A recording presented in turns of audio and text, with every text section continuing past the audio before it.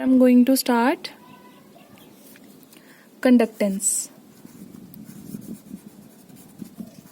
So what is conductance, what is conductivity, resistant, resistivity, ये सारी terms आपने physics में कर रखी हैं ऑलरेडी, लेकिन फिर भी लिटिल बिट डिस्कस कर लेते हैं. तो सबसे पहली टर्म आपके पास आ जाती है बेटा रेजिस्टेंस की. So what is resistance? Whenever current flows through a conductor the opposing force that resist the flow of electrons. ठीक है, तो that is known as resistance. अगर करंट फ्लो हो रहा है किसी भी कंडक्टर में से और कोई ओपोजिट फोर्स जो करंट को फ्लो करने से रोकती है, that is your resistance. Clear? And आपको पता है जो रेजिस्टेंस है it is directly proportional to length and it is inversely proportional to area of the conductor. तो अगर दोनों को हम कंबाइन करें तो हमारे पास आ जाता है resistance is directly proportional to L by A. Proportionality को हटाकर हमने कोई कांस्टेंट लगाना है and the constant is rho L by A. Now what is this rho? This is resistivity. This is resistivity. ठीक है, आपके पास एक टर्म तो आ गई बेटा रेजिस्टेंस की, सेकेंड टर्म आपके पास आ गई है resistivity. Now what is resistivity? How will you define it? So resistivity को आप कैसे डिफाइन करते हो? तो resistivity को डिफाइन करने के लिए आप यहाँ पे पहले तो फॉर्मूला लिखो. R is equals to rho L by A. Suppose आपके पास लेंथ भी 1 है एंड एरिया भी 1 है, दोनों 1 यूनिट हैं. ठीक है, तो अगर दोनों 1 है, हम यहाँ पे वैल्यू पुट करें तो हमारे पास जो रो है वो किसके इक्वल आ जाएगा? R के. तो इसका मतलब resistivity and resistance both are equal, but when they are equal, when the length and area of the conductor is 1 unit. So we can say that resistivity is the resistance of a conductor having 1 unit length and 1 unit area. और दोनों को अगर हम multiply करते हैं, volume क्या होता है? एरिया इंटू लेंथ, तो वो भी क्या आ जाएगा? 1. सो यहाँ पे हम ऐसे भी डिफाइन कर सकते हैं that resistivity is the resistance of that conductor which is having 1 unit volume. Clear? So resistance and resistivity आपको हो गया क्लियर. देन थर्ड टर्म आपके पास बेटा आती है कंडक्टेंस. अब ये भी सबको पता है बिकॉज कंडक्टेंस जो है it is opposite to the resistance. तो कंडक्टेंस जो है it is represented by either C or G. ठीक है, इट इज 1 बाय R. ठीक है, तो अगर हमने एक और टर्म डिस्कस करनी हो, कंडक्टिविटी. अब ये इंपॉर्टेंट है आपके लिए बिकॉज इस पूरे यूनिट में हमने कंडक्टेंस कंडक्टिविटी इन्हीं के साथ डील करना है, तो इन टर्म्स को ध्यान में रखना है. सो व्हाट इज कंडक्टिविटी? जैसे आप रेजिस्टिविटी को डिफाइन करते हो, similarly you can define here. You can say that conductivity is the conductance of a conductor having 1 unit volume. एक ऐसा कंडक्टर जिसका वॉल्यूम 1 है, उसकी कंडक्टेंस ही उसकी कंडक्टिविटी है. ठीक है, तो अब फॉर्मूला के अकॉर्डिंग अगर हम चलते हैं तो हमें पता है rho is equal R is equals to rho L by A. ठीक है, और आपकी जो कंडक्टिविटी होती है it is represented by kappa, small k जैसा लिखते हैं. एंड ये रेजिस्टिविटी के बिल्कुल ऑपोजिट होती है. जैसे रेजिस्टेंस एंड कंडक्टेंस ऑपोजिट है, similarly resistivity and conductivity opposite है. तो ये आ गया. अब यहाँ पे आप फिल करना स्टार्ट करो. ठीक है, तो रो आपके पास रेजिस्टेंस को मैं R ही लिख रही हूँ, रो को मैं लिख रही हूँ यहाँ पे 1 by kappa L by A. Cross multiply कर दें तो आपके पास क्या आ जाएगा? Kappa is equals to 1 by R into L by A. ठीक है, ये फॉर्मूला आपको न्यूमेरिकल्स के लिए हेल्प करेगा आपको. हाँ जी, मेरे पास ये जो फॉर्मूला आया ना ये आपके लिए इम्पोर्टेंट है. Yes dear. सो आपने ये रिलेशन याद रखना है, क्योंकि आपको न्यूमेरिकल्स में ना कुछ ऐसी सिचुएशन दी होगी कि रेजिस्टेंस गिवन है, लेंथ भी आपको पता है, एरिया भी आपको पता है, and you have to find out the conductivity. Then you will apply formula over there that K is equals to 1/r into L by A. ठीक है. और एक चीज़ आपको यहाँ पे मैं और बता दूँ, ये जो टर्म मैंने लिखी है ना यहाँ पे L बाई ए, कई बार ये आपको लिखा होता है, इसको हम बोलते हैं सेल कांस्टेंट. क्योंकि जो भी बेटा सेल होगा ना जिसमें हम स्टडी करने वाले हैं कंडक्टेंस क्या है या कंडक्टिविटी क्या है, उसकी लेंथ भी हमने फिक्स रखी होती है, एरिया भी. तो दोनों को डिवाइड करके जो रेशियो आएगा that will always remains a constant. तो इसीलिए हम इसको क्या बोलते हैं, सेल कांस्टेंट. ठीक है. तो ये टर्म्स आपने याद रखनी है. अब हम बात करते हैं नेक्स्ट टर्म की. Now your next term is molar conductance या मोलर कंडक्टिविटी. क्लियर. तो बेटा इसको हम लोग ऐसे करके ना लैम्डा m के साथ रिप्रेजेंट करते हैं. क्लियर. इसको लैम्डा m के साथ रिप्रेजेंट करेंगे. और इसको आप डिफाइन कैसे करते हो, सपोज अब एक चीज और बता दूं, मैंने आपको कल बोला था कि कंडक्टर्स जो हैं वो दो टाइप्स के होते हैं, एक तो इलेक्ट्रॉनिक, एक इलेक्ट्रोलिटिक. लेकिन इलेक्ट्रॉनिक हम यहाँ पे नहीं डील कर रहे हैं, वो फिजिक्स के लिए है. हम यहाँ पे इलेक्ट्रोलिटिक डील करेंगे. हम ऑलवेज जब भी हमने कंडक्टेंस चेक करनी है ना, हम पहले एक मतलब सेल बनाएंगे, कंटेनर लेंगे, उसमें रोड्स जो हैं एक पर्टिकुलर डिस्टेंस पे फिक्स कर देंगे. ठीक है. और उसमें हमने इलेक्ट्रोलाइट लेना है, उसको वाटर में डिसॉल्व करना है और इस सेल में फिल कर देना उसको. ठीक है. तो ये जो पूरा आपके पास बनेगा, this will be your conductor. ये जो सेल है ये कंडक्टेंस में हेल्प करेगा. अब मोलर कंडक्टिविटी क्या होगी फिर. मोलर बेटा टर्म देखो मोलैरिटी के साथ रिलेटेड है, तो डेफिनेटली है ना कुछ ऐसा ही होगा. तो सपोज आपने ना जो सॉल्यूशन बनाया है जो इलेक्ट्रोलाइट का, सपोज आपने 1 मोल, ठीक है, 1 मोल ऑफ इलेक्ट्रोलाइट को जितना भी आपका गिवन वॉल्यूम था उसमें डिसॉल्व कर दिया. समझ रहे हो. आपने पूरा अपना सेटअप बनाने के लिए, सेल बनाने के लिए 1 मोल इलेक्ट्रोलाइट लिया. ठीक है. और उसको गिवन वॉल्यूम V में क्या कर दिया, डिसॉल्व कर दिया. ठीक है. एंड डिसॉल्व करने के बाद आपने उसको इस सेल में रखा. सेल का जो एरिया है वो काफ़ी ज़्यादा है कि ऑलमोस्ट उसमें सारा वॉल्यूम आ सकता है जितना भी हम लेंगे. और जो दोनों इलेक्ट्रोड्स के बीच में डिस्टेंस है ना वो फिक्स्ड है. Distance is 1 unit. ठीक है. 1 सेंटीमीटर कह लो.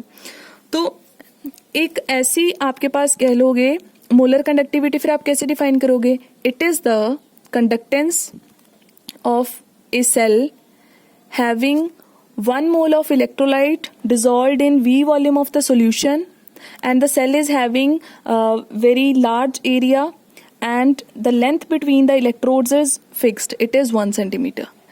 समझ गए. तो जब आपने 1 मोल इलेक्ट्रोलाइट को डिसॉल्व करके सॉल्यूशन बनाया एंड उसकी जितनी भी कंडक्टेंस आएगी that will be your molar conductivity. तो इतना समझ लो, डेफिनेशन तक कर लो. एंड एक चीज आपने याद रखनी है, how will you calculate it. आपने यहाँ पे कापा लिखना है, इंटू 1000 करना है, डिवाइडेड बाय कर देना बेटा मोलैरिटी. ठीक है. ये आपके पास फॉर्मूला आएगा. अगेन ये सारा न्यूमेरिकल का पार्ट है जो मैं अब बता रही हूँ. ठीक है. So lambda m, how will you calculate it, kappa into 1000 divided by molarity. Right. और अगर यहाँ पे हम बात करें, एक और कंडक्टिविटी आपके पास आती है, दैट इज इक्विवेलेंट कंडक्टिविटी. ठीक है. The next term is equivalent conductivity. तो इसको रिप्रेजेंट कैसे करते हैं, लैम्डा ऐसे लिख के देन इक्विवेलेंट लिख देना. तो यहाँ पे मेरे को अब क्वेश्चन आपसे है कि ये किसके साथ रिलेटेड होगा. सो यहाँ पे क्या होगा, आपने अगेन यहाँ पे क्या करना है, सेल बनाना है. फिर से उसकी इलेक्ट्रोड्स जो हैं उनको 1 सेंटीमीटर अपार्ट रखना है. एरिया काफ़ी ज़्यादा है, वॉल्यूम V इसमें रखा हुआ है. लेकिन इलेक्ट्रोलाइट आपने कितना डिसॉल्व किया हुआ है, 1 मोल नहीं करोगे, 1 ग्राम इक्विवेलेंट, क्योंकि आप यहाँ पे ग्राम इक्विवेलेंट्स के साथ डील करते हो. ठीक है. So whenever you dissolve 1 gram equivalent of electrolyte in V volume of the solution, then the conductivity of the cell will be the equivalent conductivity. Right. और इसके लिए आपके पास जो फॉर्मूला आएगा वो सिमिलरली ऐसा ही होगा, it will be kappa into 1000 divided by normality not molarity. Clear हो गया? सो ये टर्म्स आपने बेटा याद रखनी है। और आपके पास एक तो conductance, conductivity, molar conductivity and equivalent conductivity. अब एक चीज आपको जो पता होनी चाहिए वो है यूनिट्स, तो वो मैं आप पे काम छोड़ रही हूँ, आपने इन सब की यूनिट्स करनी है। What are the units? आपको रेजिस्टेंस की पता ही है ना, ओहम होती हैं, तो कंडक्टेंस की ओहम इनवर्स आ जाएंगी या साइमन भी बोलते हैं। तो रेजिस्टिविटी की जो होंगी कंडक्टिविटी की ऑपोजिट आ जाएंगी। आपको डिराइव करना आता है ना यूनिट्स वगैरह, देन आपने इनकी यूनिट्स जो हैं वो याद करनी है और मेरे को बतानी है, फॉर्मूला से ही डिराइव हो जाएंगी। ठीक है, जब आप लैम्डा एम या लैम्डा इक्विवेलेंट की निकालोगे तो मोलैरिटी की यूनिट्स लिख देना, कापा की यूनिट्स लिख देना एंड आपके पास सॉल्यूशन आ जाएगा। देन यूनिट्स आपको जो है वो पता होनी चाहिए, राइट? ओके, तो अब हम बात करते हैं बेटा एक चीज और, वो है आपका टेम्परेचर का इफेक्ट। अब मेरे को आप एक्सप्लेन करोगे, ठीक है? मैं क्वेश्चन पूछूंगी आपसे, देन आप बताना। What is the effect of temperature on conductance? What is the effect of temperature? ये क्वेश्चन पहले बताओ, ये तो मैंने कल आपको बोला था करने के लिए। What is the effect of temperature on conductance? होते हैं बेटा दो टाइप के कंडक्टर्स होते हैं, ठीक है? तो वहां पे ये इंपॉर्टेंट पॉइंट था, मैंने कल के लिए आपको दे रखा था ये ऑलरेडी। आपके पास दो टाइप के कंडक्टर्स होते हैं, एक तो होते हैं आपके इलेक्ट्रोलिटिक, ठीक है, और एक होते हैं आपके इलेक्ट्रॉनिक। इलेक्ट्रॉनिक में इलेक्ट्रॉन्स की वजह से, इलेक्ट्रॉनिक में क्या होता है कि इलेक्ट्रॉन्स की वजह से जो है कंडक्टेंस आती है, ठीक है? तो यहाँ पे क्या होता है, जैसे ही आप हीट करते हो तो इलेक्ट्रॉन्स आप सोचोगे कि फास्ट मूव करेंगे और कंडक्टिविटी तो इंक्रीज होनी चाहिए, लेकिन हो उल्टा जाता है। होता क्या है? होता ये है कि जब आप उसको हीट करते हो तो सिर्फ इलेक्ट्रॉन्स नहीं मूव करते, बीच में जो मेटल आयंस हैं, जो पॉजिटिवली चार्ज्ड आयंस हैं, वो भी क्या करेंगे, जो पॉजिटिवली चार्ज्ड आयंस हैं वो भी मूव करना स्टार्ट कर देते हैं। और जब वो मूव करेंगे तो वो इलेक्ट्रॉन्स के साथ कॉन्टिन्यूसली क्या करेंगे, कोलाइड। तो वो इलेक्ट्रॉन्स को फ्लो नहीं करने देंगे एक प्रॉपर डायरेक्शन में, जिसके कारण जो कंडक्टिविटी है वो क्या कर जाती है, with increase in temperature it decreases. So electronic के केस में तो डिक्रीज कर जाएगा। अब बात करते हैं इलेक्ट्रोलिटिक की। तो इलेक्ट्रोलिटिक कंडक्टर के केस में टेम्परेचर का क्या इफेक्ट होता है, तो वो डिस्कस करने से पहले हम सारे फैक्टर्स ही देख लेते हैं, ठीक है? तो मैं यहाँ पे सारे फैक्टर्स लिख रही हूँ, तो सारे ही देख लेते हैं, अकेला टेम्परेचर नहीं देखना, क्योंकि हमने तो इलेक्ट्रोलिटिक कंडक्टेंस को अच्छे से पढ़ना है। सो इलेक्ट्रोलिटिक कंडक्टेंस क्या है, आपने कोई सेल बना रखा है, ठीक है, उसमें इलेक्ट्रोलाइट जो है उसको डिसॉल्व करके या तो उसकी मोल्टन स्टेट में या एक्वा स्टेट में लिया हुआ है, एंड देन वो कंडक्ट कर रहा है, एज ए कंडक्टर वर्क कर रहा है, दैट्स इट। तो ये लिया आपने, इसमें इलेक्ट्रोलाइट को डिसॉल्व कर दिया वाटर में और इसको एज ए सेल यूज करना है। अब कौन कौन से फैक्टर्स हैं जो इसको अफेक्ट करेंगे, फैक्टर्स अफेक्टिंग इट, कौन कौन से फैक्टर्स हैं? अब देखना, फैक्टर्स आपके बड़े इजी हैं, आराम से आप खुद ही बता सकते हो। फर्स्ट है आपका, अच्छा जो इलेक्ट्रोलाइट डिसॉल्व करा उस पर तो डिपेंड डेफिनेटली करेगा, ठीक है? So the first factor is nature of electrolyte. Now who will answer? बेटा इलेक्ट्रोलाइट तो दो टाइप के होते हैं, मैंने कल ही बता दिया था, या तो वो बहुत स्ट्रांग होते हैं या वो क्या होते हैं, वीक इलेक्ट्रोलाइट्स होते हैं, राइट? स्ट्रांग क्या होते हैं, जो 100% आयोनाइज कर जाते हैं, और ये लेस देन 100% करते हैं। तो अब मेरे को बताओ, इसको मैंने जब डिसॉल्व किया तो कितने सारे आयंस बन गए, तो जितने ज्यादा आयंस होंगे उतनी ज्यादा क्या होगी आपकी conductance. So more the number of ions more will be the electrolytic conductance. So strong electrolytes की हमेशा कंडक्टेंस बड़ी ज्यादा आएगी और वीक इलेक्ट्रोलाइट्स की जो कंडक्टेंस है वो क्या आएगी, कम आएगी, राइट? अब सेकेंड फैक्टर में बात कर रही हूं, नेचर ऑफ सॉल्वेंट। अब किस में डिसॉल्व करा है ये भी बहुत मैटर करता है। हाँ जी, अब बताइए।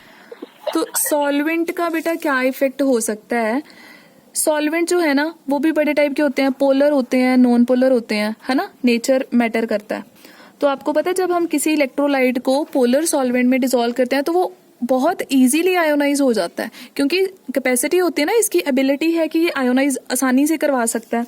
सो इसका मतलब अगर आपका जो भी सॉल्वेंट है अगर तो वो पोलर है तो वो क्या करेगा, आयोनाइजेशन ज्यादा करेगा, ठीक है। और इसकी वजह से क्या होगा, आयंस ज्यादा प्रोड्यूस होंगे एंड हम कहेंगे कि इलेक्ट्रोलाइटिक कंडक्टेंस भी ज्यादा है। क्लियर? So second factor. अच्छा, दूसरा एक और फैक्टर आ जाता है, कई बार आपके सॉल्वेंट ना बहुत विस्कस होते हैं, ठीक है। विस्कोसिटी की मैं बात यहाँ पे कर रही हूँ। विस्कोसिटी क्या होती है? अब सपोज किसी इलेक्ट्रोलाइट को ना मैंने, मान लो एक तरफ मैंने वाटर में डिसॉल्व करा, दूसरी तरफ मैंने हनी में डिसॉल्व कर दिया। अब आपको क्या लगता है कंडक्टेंस किस में ज्यादा होगी? डेफिनेटली बेटा वाटर में, क्योंकि वाटर में एटलीस्ट हमारे जो इलेक्ट्रोलाइट के आयंस है वो फ्लो तो कर रहे हैं। हनी ने क्या करना है, वो इतना विस्कस है कि वो आयंस को मूव ही नहीं करने देगा, और अगर आयंस की मूवमेंट नहीं होगी तो डेफिनेटली करंट फ्लो भी नहीं करेगा। सो विस्कोसिटी जो है that should be less. Voice is not clear ma'am. Voice is not clear. So viscosity जितनी कम होगी ना उतना ही बेटर है आपके लिए। देन थर्ड फैक्टर, अच्छा इलेक्ट्रोलाइट के आयंस का साइज कैसे मैटर करता है? Size of ions. अब आपको पता है कि अगर कोई आयन हुआ छोटा तो वो इजीली ट्रेवल कर जाएगा, और अगर कोई आयन हुआ लार्ज साइज तो उसको ट्रेवल करने में उतनी प्रॉब्लम होगी। सो कंडक्टेंस उस अकॉर्डिंग अफेक्ट हो जाएगी। So larger the size of the ion, lesser will be the conductance. Smaller the size of the ion, more will be the conductance, ठीक है। और यहाँ पे एक और चीज आ जाती है, ये हमने कर रखी है सॉल्वेशन, ऑलरेडी 11th क्लास में हमने कर रखी है। What is solvation? सॉल्वेशन क्या होता है, कुछ जो आपके आयंस हैं अपने अराउंड क्या करते हैं, वाटर मॉलिक्यूल्स को ऐसे एडजस्ट कर लेते हैं, तो जितनी ज्यादा सॉल्वेशन होती है उतने ज्यादा वाटर उनके अराउंड से आ जाते हैं, तो उनका साइज जो है होता छोटा है लेकिन वो बहुत बड़ा हो जाता है। तो जिसके कारण साइज जितना बड़ा होता जाएगा उतनी ही उसकी कंडक्टेंस जो है वो कम होती जाएगी। राइट? क्लियर है यहाँ तक? एंड आफ्टर दैट हम डिस्कस करेंगे टेम्परेचर। तो अभी आप बताओगे टेम्परेचर, ओके। तो बेटा जैसे ही आप टेम्परेचर को इंक्रीज करते हो, एक बात तो ये है कि हमने यहाँ पे लिया था इलेक्ट्रोलाइट, अब जैसे सोडियम क्लोराइड ही है ना, तो पॉजिटिव नेगेटिव आयंस आपस में बाइंडेड होते हैं, तो जितना ज्यादा टेम्परेचर होगा वो एक दूसरे को सेपरेशन उनकी जो है उतना इजीली होती है, समझ रहे हो ना। तो अगर आयंस जो हैं वो हाई टेम्परेचर पे क्या होता है, मूव ज्यादा करेंगे और सेपरेट इजीली होंगे, यानी आयोनाइजेशन बहुत जल्दी होगी। उसके बाद में आयंस की एनर्जी भी बड़ी ज्यादा होनी है, मूवमेंट बड़ी फास्ट होनी है। सो डेफिनेटली जैसे ही टेम्परेचर को इंक्रीज करोगे कंडक्टिविटी भी क्या कर जाती है, increase. So it is directly proportional. Okay, then last मैं अभी आपको बता रही हूँ लास्ट फैक्टर कौन सा है जो इफेक्ट कर सकता है। It is the concentration, concentration of electrolyte या इलेक्ट्रोलिटिक सॉल्यूशन। अच्छा, जो सॉल्यूशन बनाया उस पर भी तो मैटर करता है। सपोज एक तरफ आपने ना 10 ग्राम सॉल्ट लेके 1 लीटर में और सॉल्यूशन बना दिया, और दूसरी तरफ आपने उसमें 1 kg डिसॉल्व कर दिया, तो अभी आप मेरे को बताओ कि दोनों में से कौन बेटर कंडक्ट करेगा।